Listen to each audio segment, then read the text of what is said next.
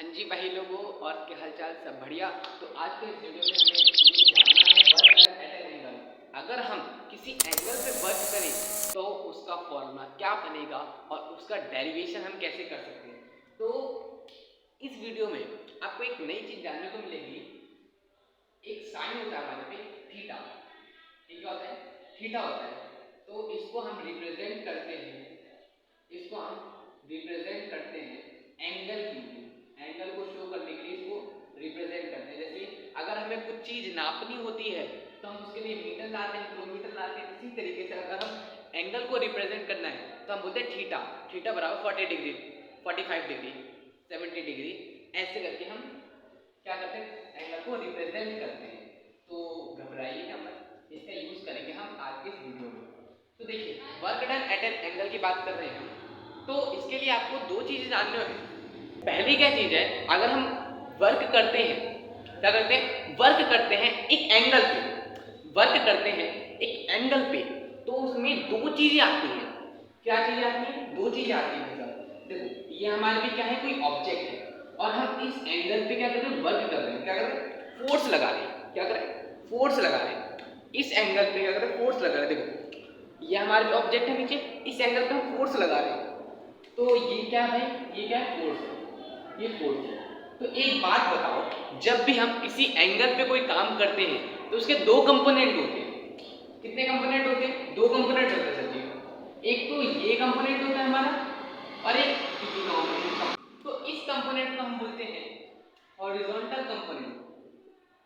क्या बोलते हैं? Horizontal component. अच्छा, ये कंपोनेंट है किस चीज का? तो भाई फोर्स का है। तो मैं क्या बोल सकता हूँ, हॉरिजॉन्टल कंपोनेंट ऑफ फोर्स। ये क्या है? वर्टिकल कंपोनेंट है, वर्टिकल कंपोनेंट ऑफ फोर्स। ये फोर्स का क्या है? वर्टिकल कंपोनेंट है और ये फोर्स का हॉरिजॉन्टल कंपोनेंट है। अब एक बात बताइए, अगर मैं इस एंगल पे खींच रहा हूं, इस एंगल पे फोर्स लगा रहा हूं, तो वो जो ऑब्जेक्ट है, ये क्या है? ऑब्जेक्ट है। ये ऑब्जेक्ट मूव कहां कर रहा है एक्चुअली?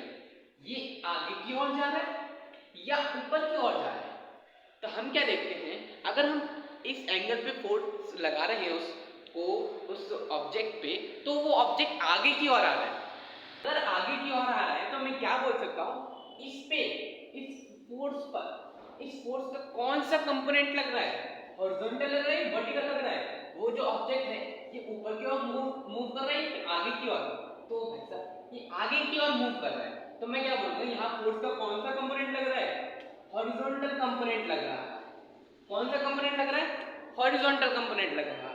तो यही बात आपको जाननी है। तो इस हॉरिजॉन्टल कंपोनेंट का जो बोलते हैं हम एफ कॉस, देखो ये थीटा है। अगर ये थीटा है तो ये क्या है भाई? F cos theta. ये क्या है? F sine theta. तो साइन थीटा कॉस थीटा आपको अजीब लग रहा होगा, पर इस वीडियो में या फिर 9th में आप मान लो कि समझ लो, बस आंख बंद करके याद कर लो। बाद में 10वीं में आपको अच्छे से डीपली जानने को मिल जाएगा इसके बारे में, चिंता मत करो। आज के इस वीडियो में जानने के लिए 9th में एफ कॉस थीटा को रट लो, समझ लो, जैसा करना वैसा करो। ये आपका इस समय रहेगा।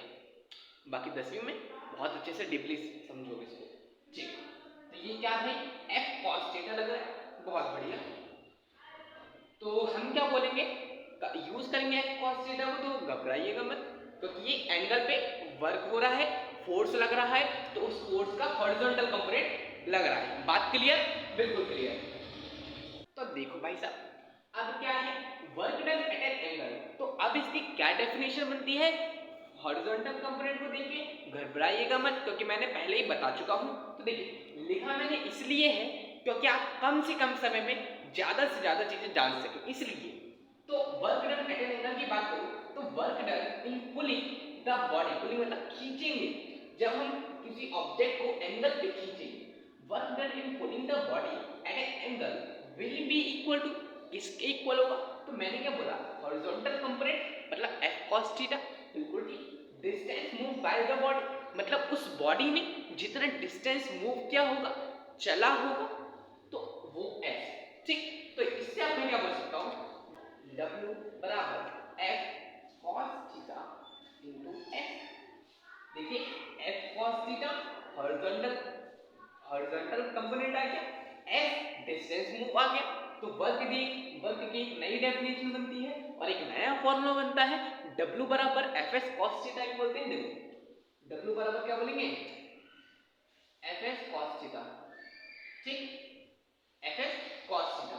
एफ क्या है, फोर्स है, एस क्या है, एफ तो फोर्स हो गया, एस डिस्टेंस मूव हो गया, और थीटा हो गया क्या, वो जो एंगल है, क्या है, वो जो एंगल, जिस एंगल पे उसने क्या करा है, पुल किया है, सिंपल। अच्छा, कुछ मैं यहाँ पर लिखूंगा, उसको आपको याद रखना है, तो नोट डाउन कर लेना फटाफट इस चीज को, इस डेफिनेशन को, ये आपके बहुत काम आएगी। देखिए भाई साहब, यहाँ पर मैंने cos थीटा की कुछ वैल्यू लिखी है कुछ एंगल पे, इस एंगल के अलावा कहीं नहीं पूछने वाला, इन्हीं एंगल पे आपसे पूछेगा। 0 डिग्री पे पूछ सकता है, 30 डिग्री पे पूछ सकता है, 45 डिग्री पे पूछ सकता है, 60 डिग्री पे पूछ सकता है, 90 डिग्री पे पूछ सकता है। तो 0 डिग्री पे वैल्यू थी 1, 30 डिग्री पे √3/2, 45 डिग्री पे 1/√2, 60 डिग्री पे 1/2 और 90 डिग्री पे 0। इनके अलावा और कहीं नहीं पूछने वाला, यही एंगल देगा, तो यही आपको याद रखना है। सिंपल सा लॉजिक है, ठीक, सिंपल सा लॉजिक। फटाफट से वैल्यू याद रखना, नोट कर लो, लिख लो, दीवार पे चिपका दो, इन वैल्यू को याद रखना। तो यहाँ पर एफ क्या है, फोर्स अप्लाई, जो फोर्स लगा है, एस क्या है, डिस्टेंस मूव, जो उसने डिस्टेंस मूव करा है, और थीटा क्या है, इन दोनों के बीच का एंगल, फोर्स अप्लाई जिस डायरेक्शन में, जिस एंगल पे फोर्स, जिस जगह पे फोर्स अप्लाई किया है वो, और डिस्टेंस मूव, इनके बीच का एंगल, इनके बीच का एंगल, ठीक, ध्यान रहेगा, बिल्कुल ठीक है। तो वर्क की यहाँ एक नई डेफिनेशन बनती है, क्या है, एफ एस कॉस थीटा।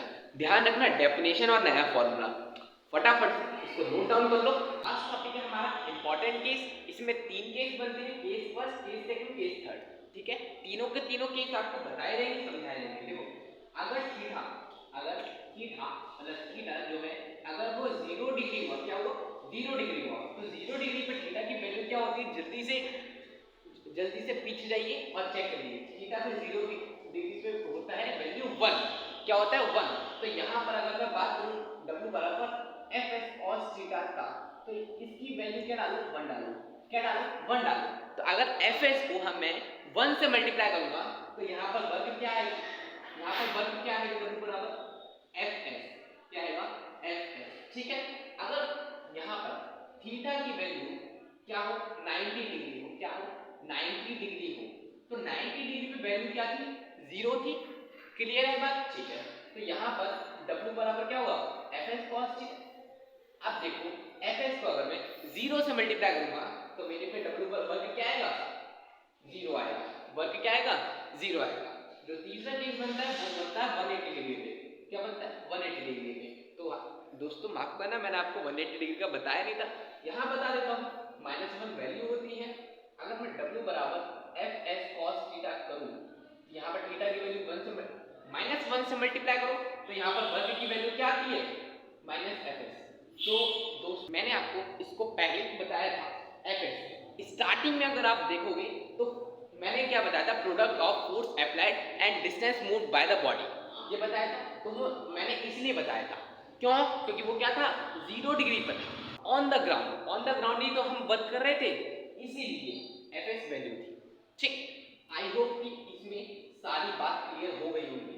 तो जनरली आपको बता देता हूँ, ये नॉर्मल वर्क होता है, ये 90 डिग्री पे मतलब वर्टिकल, 90 डिग्री और द वर्टिकल।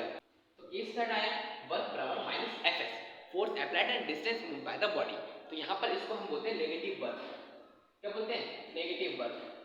ग्रेविटेशन फोर्स का आप देख सकते हो, ग्रेविटी अगेंस्ट फोर्स लगता है, ग्रेविटी नीचे लगी, मैंने ऊपर फेंका, तो ये मेरा फोर्स ऊपर की तरफ गया है, तो ये क्या हुआ, नेगेटिव वर्क हो गया, किसके रेस्पेक्ट में, ग्रेविटेशन के फोर्स के रेस्पेक्ट में, ठीक है। आई होप कि आज की वीडियो आपको अच्छी लगी हो। मिलते हैं नेक्स्ट वीडियो में टाइप्स ऑफ वर्क के साथ।